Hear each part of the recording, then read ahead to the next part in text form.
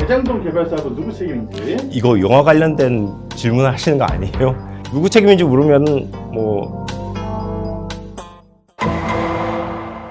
무비프레스 시청자 여러분, 저는 법무법인 화담 정홍철 변호사입니다. 저는 토지보상 전문 변호사로서 활동하고 있는데 이렇게 무비프레스에 또 출연하게 되었습니다.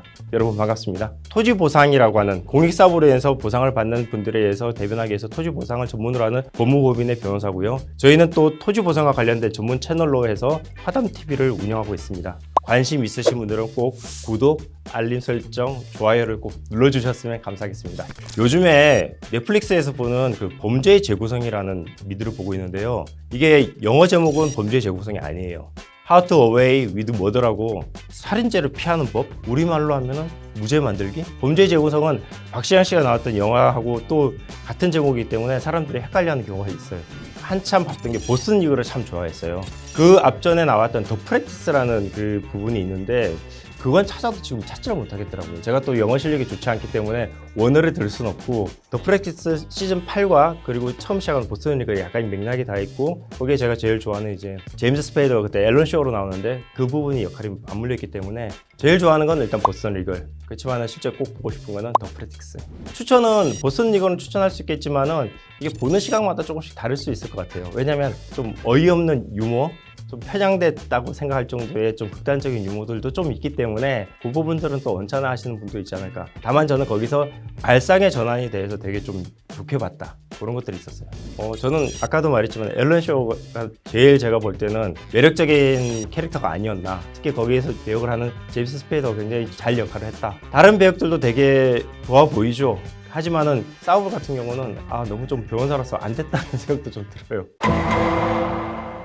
다른 분들은 어떻게 보시는지 저도 솔직히 하는 게 잘 모르겠어요. 하지만은 저 같은 경우는 조금 이입이 되는 편입니다. 특히 제가 처리했던 사건과 약간 비슷한 성격이 있다든지 아니면은 저 부분을 저렇게 해결할 수 있구나 라고 생각이 들면은 한 번은 꼭 해봐야겠다, 나중에 한번. 그런 부분들은 좀 있어요. 다른 사람들보다는 조금 더 이입해서 보지 않나 그렇게 생각됩니다. 물론 스포일러가 되는 경우는 많아요. 그건 이게 단지 업자가 아니고 많은 드라마를 봤기 때문에 이렇게 전개될 거야 라고 하는 예측이기 때문에 어쨌든 법률적인 지식을 통해서 해결하는 방법이면은 이게 이런 식으로 가서 결국에는 다른 용의자 아니면 다른 식의 사건 처리 일어나겠구나. 어쨌든 영화는 반전이 있어야 되고 드라마도 반전이 있어야 되니까 그런 부분들은 미리 예측은 가능한데 다 예측하면 또 재미가 없죠.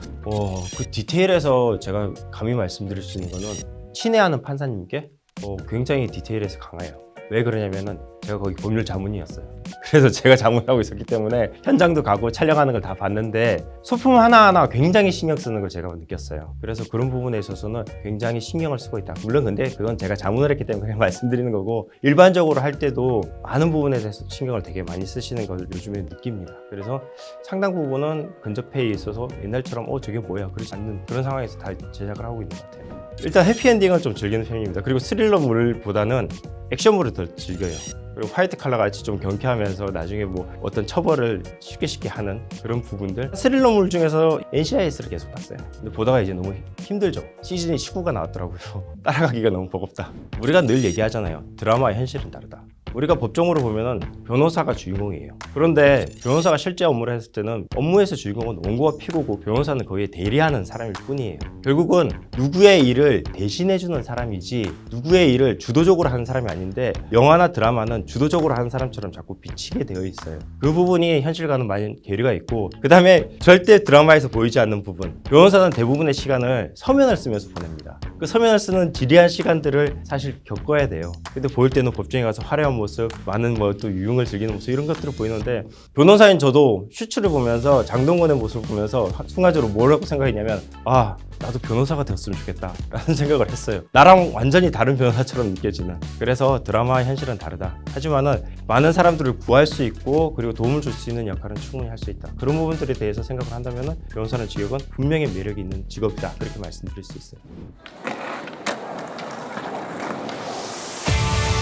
오늘 이런 자리 해주셔서 너무 감사하게 생각하고요. 여러분들이 즐기는 영화, 같이 할 수 있는 영화가 될 수 있도록 많은 부분에 있어서 무비프레스가 역할을 해줄 거라 생각합니다. 같이 무비프레스를 보면서 여러분과 같이 영화를 즐기는 한 사람으로 살겠습니다. 감사합니다. 다음에 또 뵙고요. See you next movie.